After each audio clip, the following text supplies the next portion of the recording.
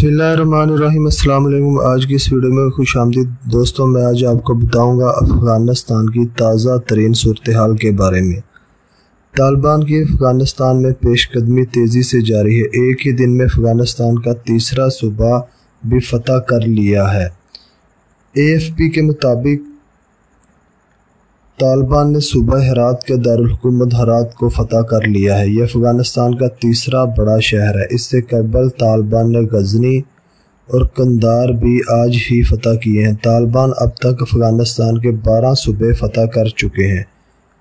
वाज़ेह रहे कि तालिबान ने अफ़गानिस्तान के अहम तरीन शहर कंधार पर भी फतह हासिल कर ली। तालिबान के तर्जमान ज़बीहुल्लाह मुजाहिद की तरफ से कंधार की फतह मुकम्मल होने का दावा किया गया है और वीडियो भी शेयर की गई है जिसमें तालिबान शोहदा चौक पर मौजूद हैं। वाज़ेह रहे कि तालिबान ने 11वां सूबाई दारुल हुकूमत फतह कर लिया है।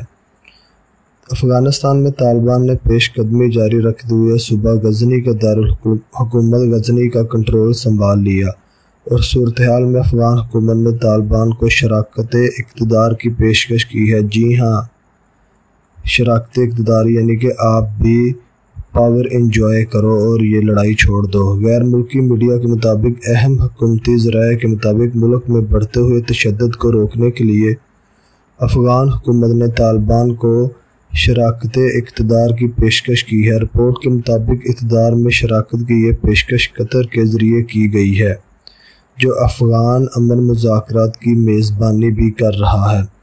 दोस्तों, ये थी आज की हमारी वीडियो। अगर आपको ये वीडियो पसंद आई हो इसे दोस्तों के साथ शेयर कीजिए और हमारे चैनल को सब्सक्राइब करें। शुक्रिया।